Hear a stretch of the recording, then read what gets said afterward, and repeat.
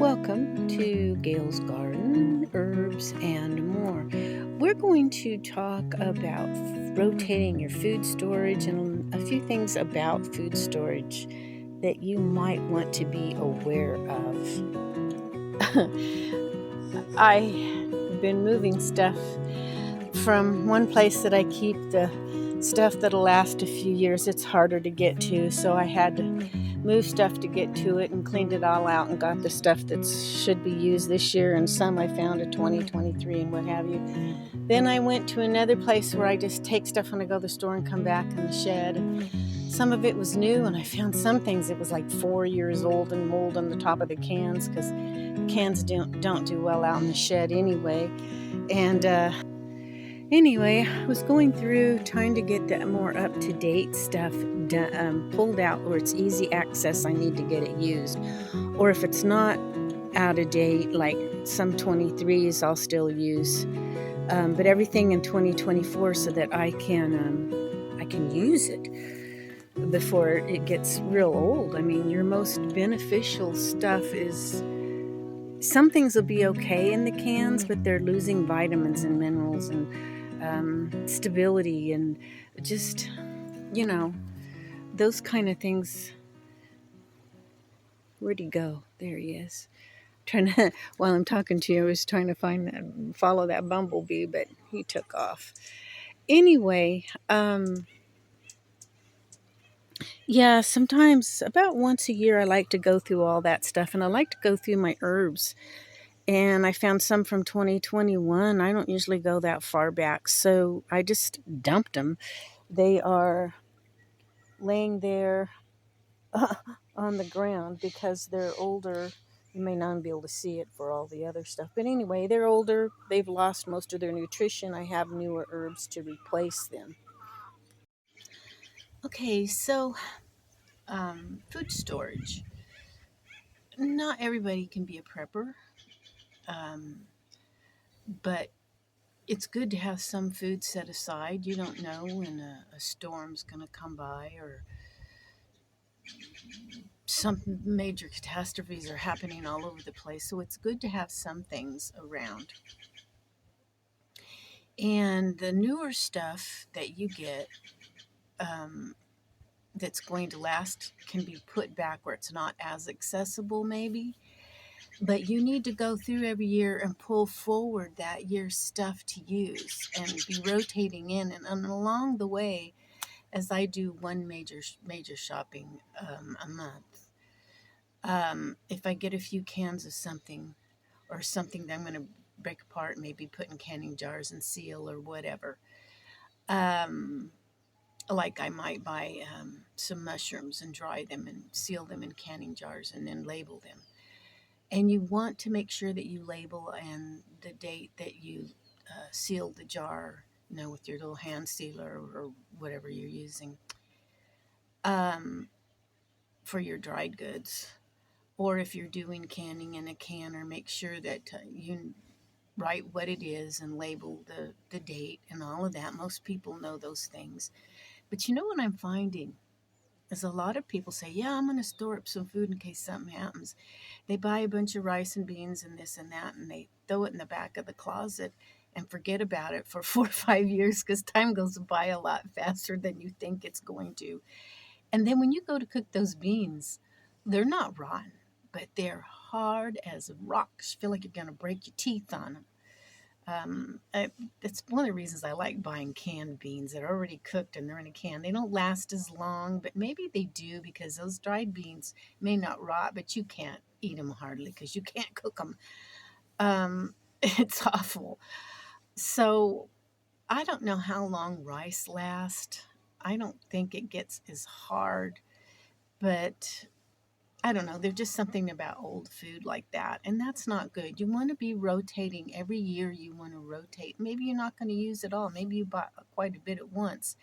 At least get some of it out each year as much as you can use. Set aside for maybe that year or 6 months or whatever time frame you're working with.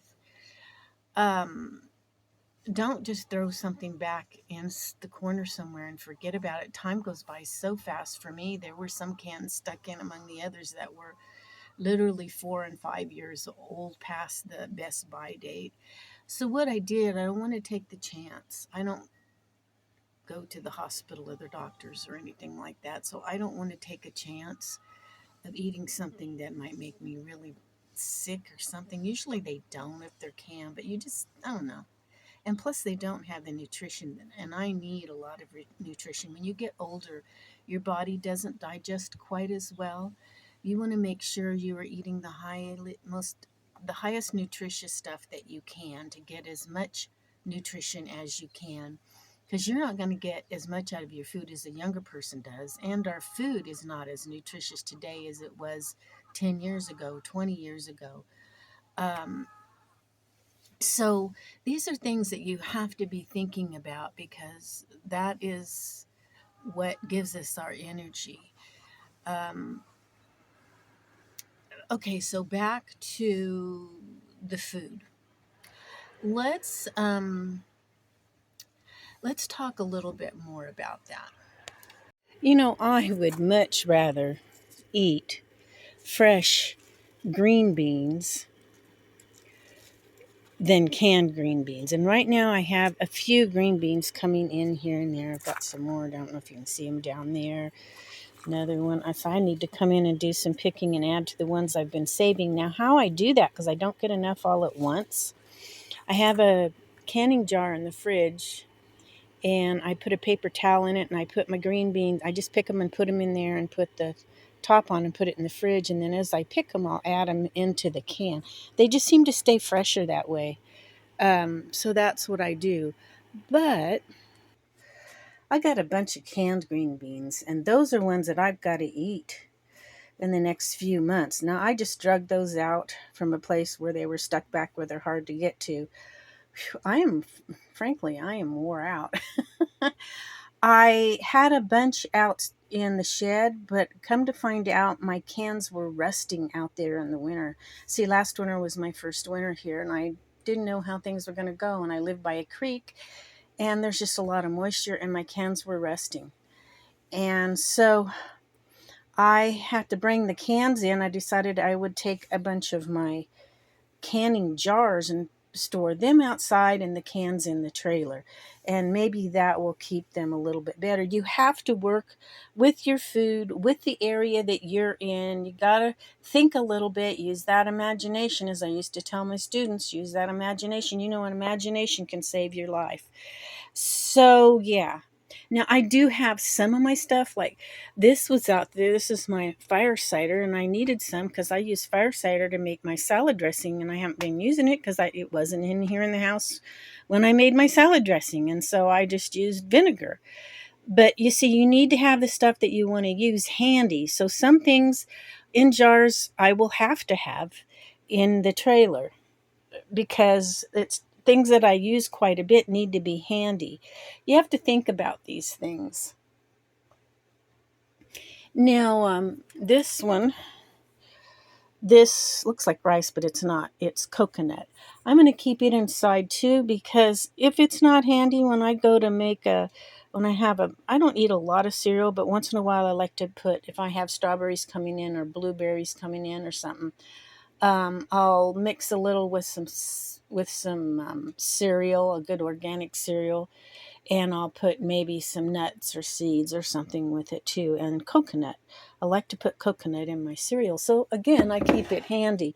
Now, I did take out some of my jars of herbs. I still have some of these inside here.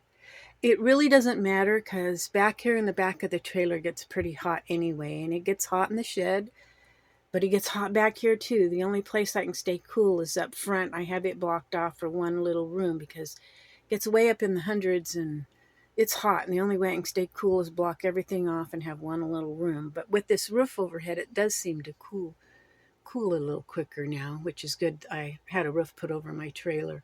I showed that in my last main video. I brought these in from the shed, and they were rusting.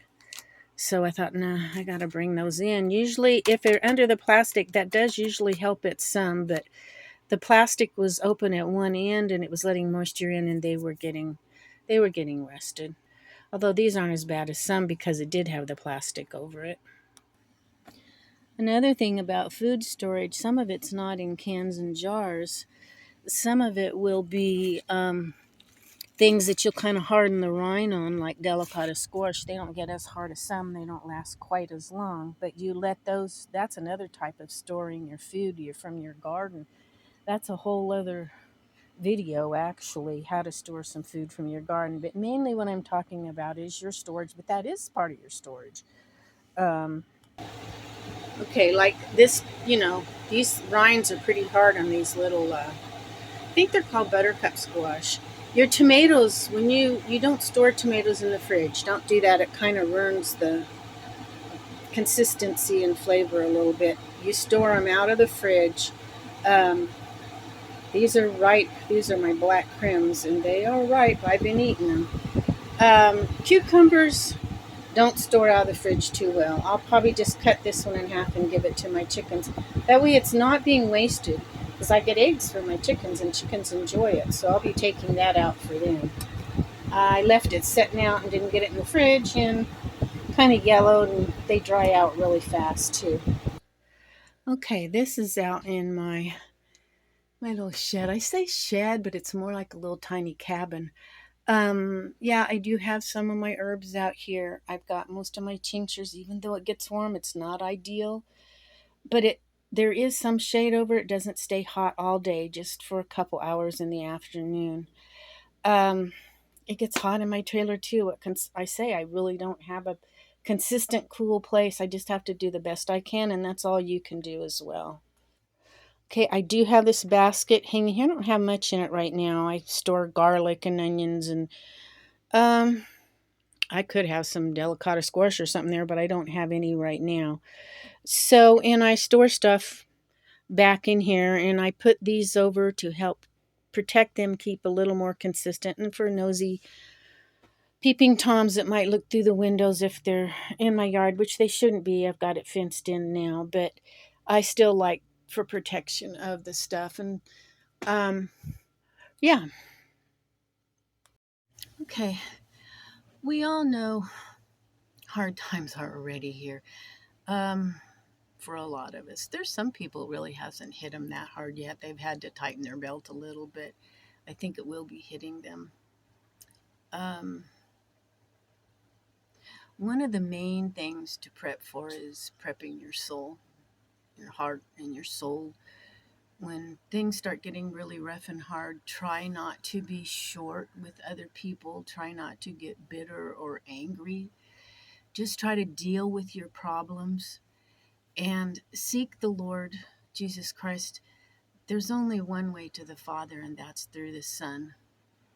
And that's really, really important that you know that because we can't stand before a holy God. We are not good enough. I don't care how good you think you are, you're not good enough. We are all sinners.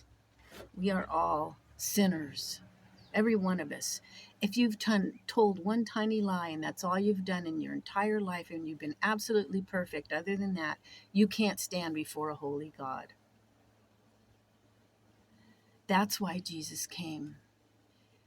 Because his righteousness God looks at, not ours. We come to Jesus, but because we love him, we try to live a good life. We try to do the right things. We want to be a witness to those around us, and we want to please the Father.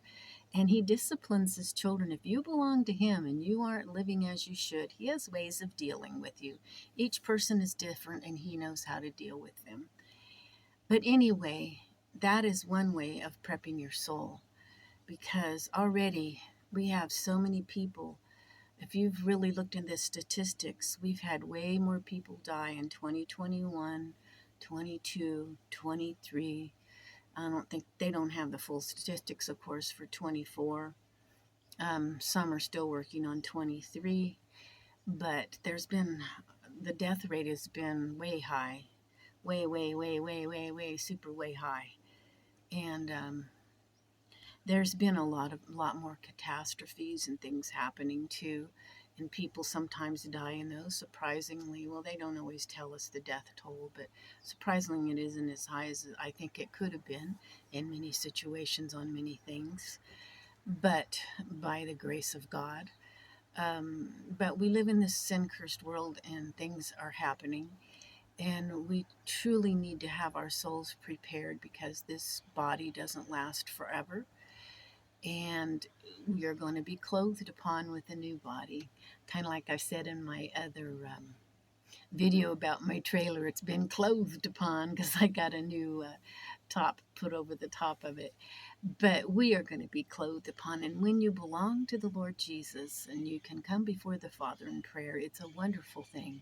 You can come boldly before his throne of grace because of what Jesus did for you. Through Jesus, you come. That's why when you're praying, you address the Father as Jesus gave us the example, and you go through the Son. You end it in Jesus' name, you might say. Yeshua is the name that Jesus had. And in English, we say Jesus. But God knows who you're referring to. But anyway, if you're prepping and fixing, taking care of your food, take care of it. Don't just throw it in a closet somewhere because things happen to it. I know someone else that just threw a bunch of bags of stuff and they had an extra bedroom and an extra closet, and the rats got in and got into it. And there was just stuff, holes in the bags and stuff's thrown over. He was an older guy. He was just trying to get prepared because he lived up in the mountains too. And you just can't do that. And I told him, I said, you need to collect big jars and put stuff in jars and or buckets. I often put my flour. I get my flour. I use more flour in the winter when I'm baking, making biscuits and stuff. But I keep it in a. Well, let me show you what I use for storage for that. Okay, these are called gamma lids, and they're actually in two parts. And the outside, you have to. I have a rubber mallet and I bang it on, and then you put the inside, and this way you can get into it. I've got it on there pretty tight. I can do it with both hands, not one, and I got the camera in the other, but I just twist it and you can get in and out, but it seals it and keeps it, keeps it nice and fresh. That's a good way to keep flour and stuff like that, and other things as well. So in the meantime, it is summertime. This is August 2024. Look at that. I'm having a blush. These are going to be my first Mr. Stripies that are ripe. Tomatoes. And I picked a gigantic cucumber out of there the other day. Huge cucumber. So enjoy your fresh produce that you have. And, gypsy peppers. I love these things. So good. Don't just pick it all and can it all or whatever you're going to do and not enjoy the freshness of the season. Enjoy it while you have it. I don't have a ton of stuff because it's just me. I will have so many tomatoes. I planted all kinds of tomatoes because last several years I just haven't been able to get tomatoes, but I moved up here and I seem to be doing pretty well with tomatoes, so I'll probably make some salsa and can it is what I'm thinking. But anyway, be prepared. For your body and your soul. And look at all these Mr. Stripies. These aren't blushing yet. They've got a ways to go. Anyway, I will catch you all next time. Bye for now.